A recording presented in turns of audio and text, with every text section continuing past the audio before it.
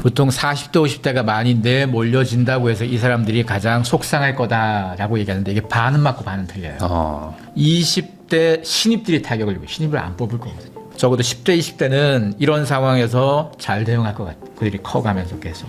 근데 4050. 문제는 그쵸 4050인 거죠. 네. 그렇게 안 살아와서 아니 대학 나와서 사무직밖에 못 해봤는데 그 나이에 뭐 회사에서 나오기도 기술도 없고 그러면 쉽게 손대는 게 자영업인 거고 또 어려워지는 건 거고 이걸 해결할 방법은 쉽지 않을 것 같다는 거지.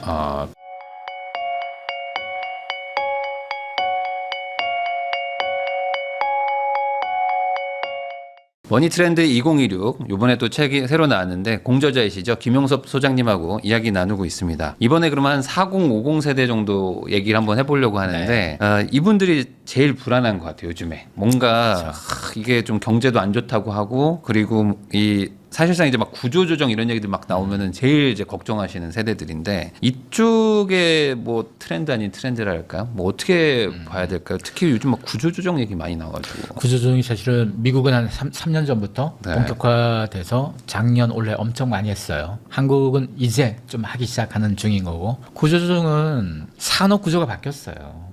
일하는 방식도 바뀌었고 네. 기술 도구가 워낙 뛰어난 상황이 돼서 사람의 보조 역할이 많이 바뀌었죠. 그러다 보니까 할 수밖에 없어요. 옛날 사람들의 구조조정 생각은 회사가 어려우니까 좀 뭐 사람 좀 줄이자. 이게 어려워진 문제가 아니고 판이 바뀐 거니까 일하는 방식이 바뀐 거니까 한 번은 해야 될 일인 거예요. 그때 이런 거 할 때 그러면 있는 사람 중에 좀 나갈 사람들이 필요하겠죠. 그리고 나가면 없느냐 새로 뽑아야 되겠죠. 뽑는 사람이 필요하겠죠. 그래서 보통 40대, 50대가 많이 내몰려진다고 해서 이 사람들이 가장 속상할 거다라고 얘기하는데 이게 반은 맞고 반은 틀려요. 이 사람도 속상해요. 나가니까. 기업이 구조조정을 한다는 얘기는 지금 100이라는 인원이 있다면 50을 내보내고 다시 50을 빼서 100을 맞추려는 게 아니에요. 기술 도구의 힘을 많이 활용해서 50 갖고도 100의 퍼포먼스를 내면 되지 않을까? 그러면 내보내고 안 뽑을 수도 있어요. 그러면 자연스럽게 앞으로 더 줄어들고 1부는 뽑겠지만 그럼 뽑는 사람은 누굴 뽑을 거냐? 20대를 안 뽑을 수 있어요. 그래서 40대, 50대만 이 구조조정에 타격을 입는 게 아니고 20대 신입들이 타격을 입고 신입을 안 뽑을 거거든요. 실제로 해외에서 나온 여러 가지 연구 논문을 봐도 20대, 30대 신입 직원들의 미래가 제일 좀 타격이 크다는 보고서가 계속 나오거든요. 네. 우선 들어가야지 나중에 뭐 아웃 잘리고 할 기회라도 있는 거데 들어가질 못하는 거야 이때부터는. 그래서 구조조정의 시대가 시작됐다. 구조조정은 있는 사람 또 새로 뽑는 기준이 바뀌고 인재상이 바뀌고 그럼 이런 상황 속에서 아마 나오게 되는 40, 50대들이 어떤 경쟁력을 가질 건가 뭐 자영업에 뛰어든 사람도 분명히 있을 거고 근데 이런 부분들이 앞으로 다양한 문제를 만들어낼 거예요. 네. 그게 특히 이제 AI 개발이나 이런 것들이 점점 더 되다 보니까 이제 사람 자체가 필요하지 않은 업종들이 많아지고 있고 그러니까 이제 인원이 이렇게 뭐 교체가 되는 게 아니라 그냥 감소, 그러니까 그쵸. 자리가 줄어드는 느낌이 맞아요. 이런 걸 좀 받는단 말이에요. 그러니까 이미 자영업에서도 식당 중에서도 자동화 도구, 조리도구 자동화 쓰는 데들이 자꾸 생기거든요. 네. 그럼 그 사람들이 나중에 뭐 장사 잘 된다고 사람 쓸 거야. 계속 도구를 좋아하는 사람들은 도구로서 편해진 사람들은 그 도구를 쓰지 사람을 추가해서 도구를 빼진 않을 거란 말이죠. 그래서 모든 영역에서 사람의 역할이라는 개념들이 자꾸 바뀌게 되겠죠. 그러면은 요즘에 그 채용 방식에 대해서도 좀 얘기를 하고 싶은 게 공채가 거의 없더라고요. 없어요. 요즘에. 네. 그냥 수시 채용이고 다 경력직 채용하고 막 이러는데 그쵸. 20대들, 30대들 같은 경우는 경력을 쌓아야지 뭐 경력직으로 갈 수 있는데 그렇죠. 뭐 이런 것들도 좀 어떻게 해야 될지도 좀 모르겠고요. 방법이 없어요. 그래서 그러니까 방법이 없어요. 10대 입장에서야 지금 말씀대로 아니 경력을 쌓을 기회도 안 줬으면서 근데 기업이 그런 기회를 주는 데는 아니거든요. 기업이 자기네 비즈니스하고 성과 내고 이거에 바쁘지 누군가를 교육시키려고 기업하는 건 교육기관은 아니죠. 교육기관 네. 아니죠. 그러면 누가 해야 되냐? 대학이 해야 되는 거죠, 사실은. 대학이 이 역할을 해야 되는데 대학이 잘 못하죠. 그럼 우리나라의 대학에 문제가 첫 번째로 있는 거죠. 기업이 왜 공채를 안 해? 기업을 뭐라 그럴 게 아니고 왜 대학은 4년간 그 많은 등록금을 받아 먹으면서 왜 얘들을 당장 투입할 뾰족한 애들도 못 만들어 놨을까? 이건 우리가 고민할 지점이라 이거죠. 그 역할을 못하면 결국은 대학의 역할 자체가 무용이 돼서 또 대학도 안 가겠죠. 더 흥미로운 건요. 요즘 인문계고를 떨어지면 옛날 사람들은 인문계고 떨어지면 실업계고 간다 그랬잖아요. 요즘 그 실업계라고 그러죠. 요즘 직업 그러니까 기술직 뭐 기술계 요즘 반대예요. 거기 떨어지면 인문계 가요. 경쟁이 바뀌었어요. 경쟁률 자체가. 네. 요즘은 뭐 공고란 이름도 잘 안 쓰죠. 이름이 많이 바뀌었으니까. 네. 근데도 속성은 비슷하잖아요. 옛날에 그 공고, 상고 뭐 이런 학교들이 경쟁률이 보통 그 미달이 아니에요. 지금 다 넘어요. 그래서 거기 떨어진 애들이 인문계로 가게 되는데 그럼 거기를 왜 가느냐? 기술직 블루칼라에 대한 관심이 바뀌었어요. 사실은 모두가 사무직, 모두가 대학 졸업하는 거 이것만 좋아해가지고 수십 년째 다들 그쪽으로 몰아넣었잖아요. 근데 사무직이 그렇게까지 많이 필요하진 않거든요. 앞으로 더 필요가 없어지겠죠. 그쵸. 사무직이 계속 빠져나오는 건 거고. 근데 기술직, 손으로 하는 역할들은 대체가 안 되는 게 많아요. 우리가 뭐 로봇이 다 해주지 않을까? 로봇이 하기 어려운 것 중에 하나가 손재주에 연관되는 거예요. 사람 손과 같은 역할을 로봇이 하려면 한참 걸려요. 뭐 한 20년 더 걸릴지도 몰라요. 그러면 적어도 그 기간만큼은 가장 안전한 직업이 손으로 하는 기술이 필요한 역할이니까 배관공도 있고 전기기술자도 있고 놀라운 게 미국에는 20대 전기기술자 중에서 인스타 팔로워가 100만 넘는 사람들도 있어요. 인플루언서, 전기기술자인데. 네. 그럼 거기에 뭘 올려두냐? 자기 전기 작업한 거 올려둔 거예요. 전기 작업하는, 저 재밌는 작업이네. 배관공도 마찬가지. 자기의 직업이 아침에 출근해서 저녁에 퇴근하는 게 아니잖아요. 그런 직업은 미션을 수행하면 되는 거잖아요. 네. 누군가는 8시간 걸려서 수행할 거, 누군가는 1시간을 걸려서 수행하면 끝인 거잖아요, 그냥. 1시간만 하고 일당 받는 거잖아요.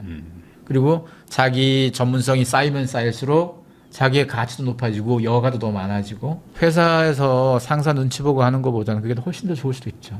그래서 미국도 그렇고 뭐 유럽도 그렇고 이런 기술직 직업에 대한 대학 가지 않고 고등학교 졸업해서 이런 거에 대한 열망이 최근 들어서 계속 커지고 있어요. 이게 또 미래로 봤을 때는 AI에게 대체되지 않을 가장 마지막까지 버틸 수 있는 직업군이 그쪽이라 또 얘기하니까 이게 한국에서도 영향을 미쳐요. 네. 그래서 한국의 10대들도 세상 돌아가는 거 알잖아요. 걔들도 이제 저런 거 준비해야 되겠다. 그래서 고등학교 진학에 있어서 인문계고가 아니고 직업계로 몰리는 건 거고. 거기다가 20대 대학생 중에서도 그럼 그냥 졸업해가지고 안 되겠는데? 뭐 아니면 졸업해서라도 그냥 사무직 안 되겠는데? 그러면 자연스럽게 그런 기술직이 있는 학교로 옮긴다거나 기술을 배운다거나 20대 중에서 뭐 도배 기술 배우거나 배관 배우거나 이런 거 해서 막 인스타에 드러내는 사람들 한국도 꽤 있거든요. 그래서 관점이 바뀐 거예요. 네. 옛날 사람들에게는 무조건 대학 가서 무조건 사무실에 앉아서 일해야 돼 이거였다면 이 관점이 균열이 된 거고 이 균열을 지금 10대 20대가 맞이한 거고 적어도 10대 20대는 이런 상황에서 잘 대응할 것 같아요. 그들이 커가면서 계속.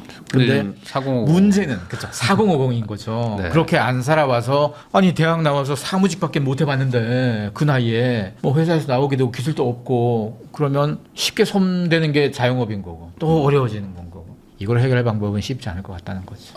그러면 결국에는 그 안에서 자기가 노력하는 거 말고는 없다. 그렇죠. 왜냐면 지금 뭐 20대, 10대들도 마찬가지로 힘들어 하는데. 근데 이제 과거에 그 하던 것만 계속 그 집착해가지고는 답이 안 나오잖아요. 그리고 요즘은 어떤 직업이건 간에 그 직업의 유효기간이 길지 않다는 거예요. 옛날에는 한번 취직하고 정년까지 버틸 수 있었다면 이제는 못 그러는 직업들이 굉장히 많아지는 건 거예요. 그러다 보면 직업관에 대한 관점도 바뀌어야 될 거고 그리고 그 정부나 정치가 하는 역할은 일자리가 없거나 했을 때 이 문제를 해소할 수 있는 방법.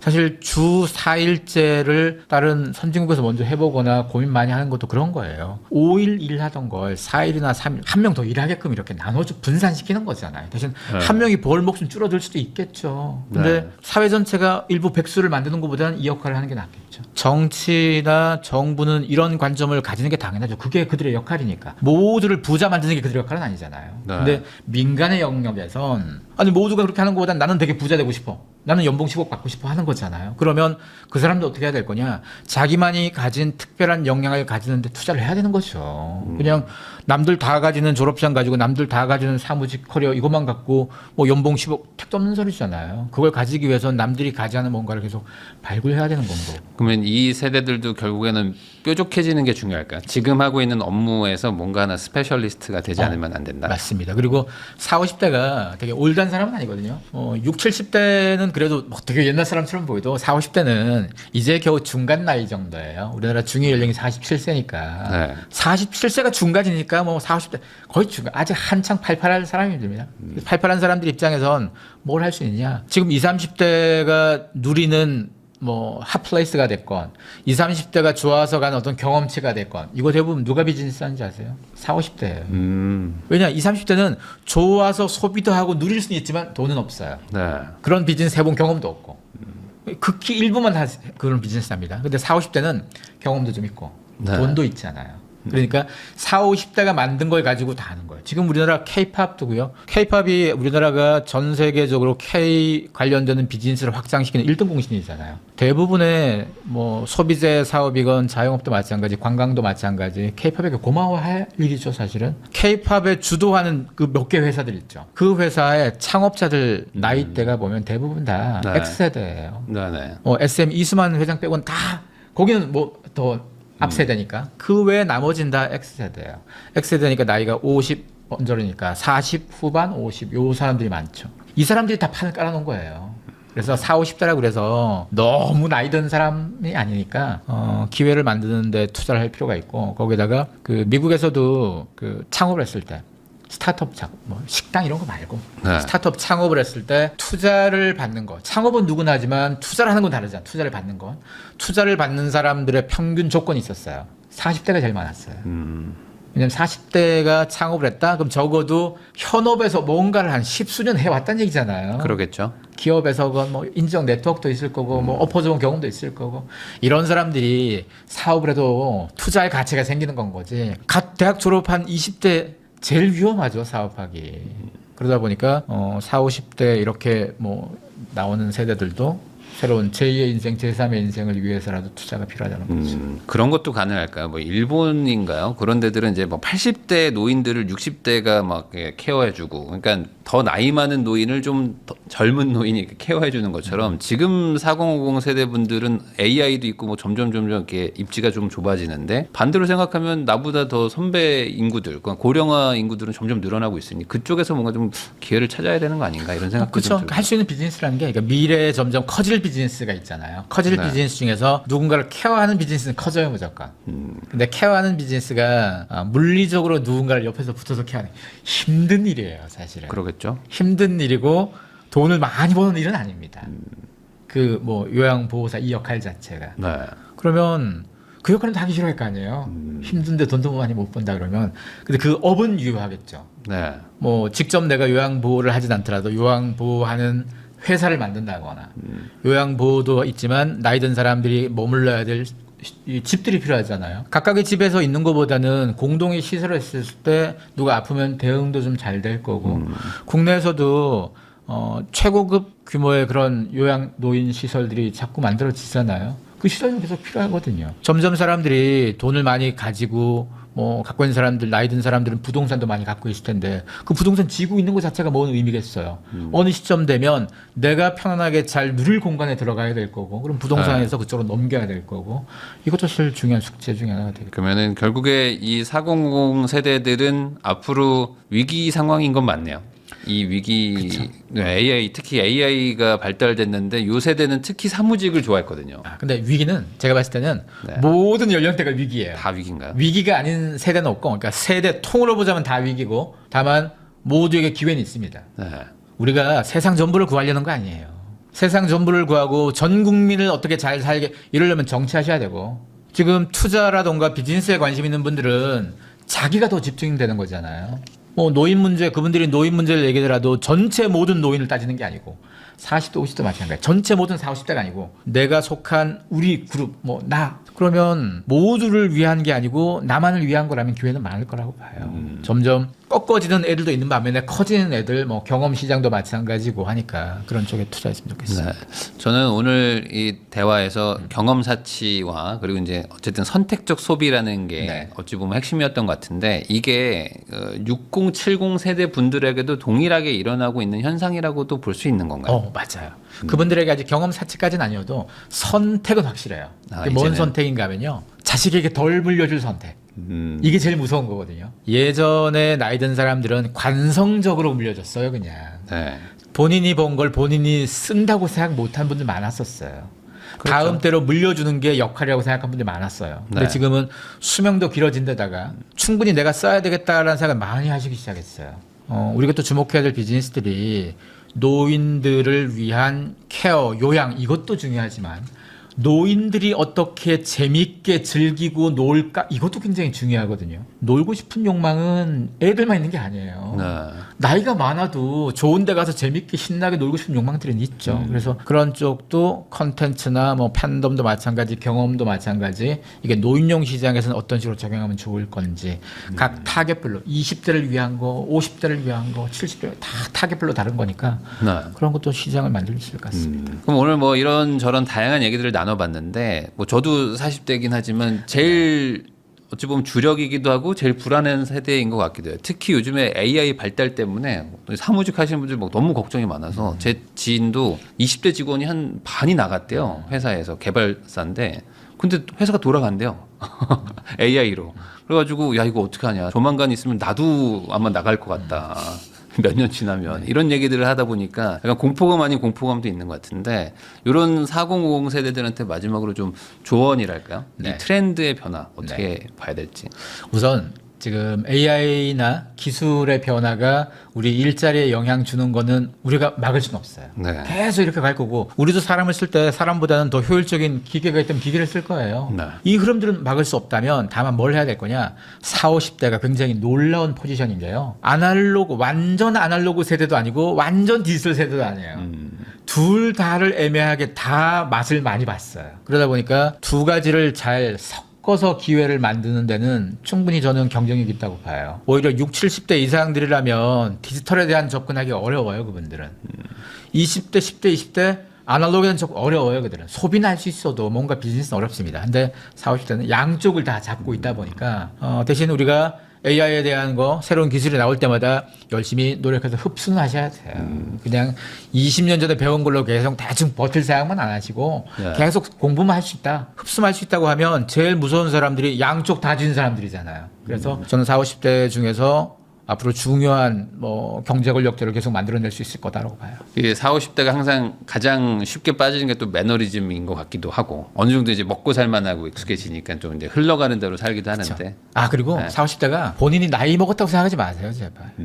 47세가 거의 중간값이니까 어디 가서 그러네요. 전체 마라톤이면 거의 중간밖에 안 하는데 뭘 벌써 어깨에 힘 주고 뭐 어디서 쉬려고 그러면 안 돼요. 그러네요.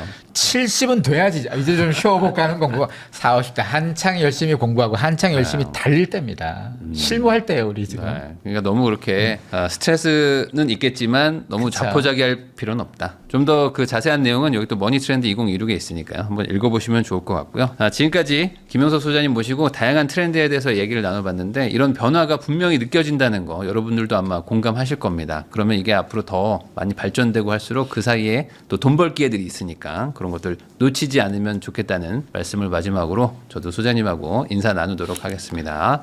오늘 나와주셔서 감사드립니다. 네, 고맙습니다.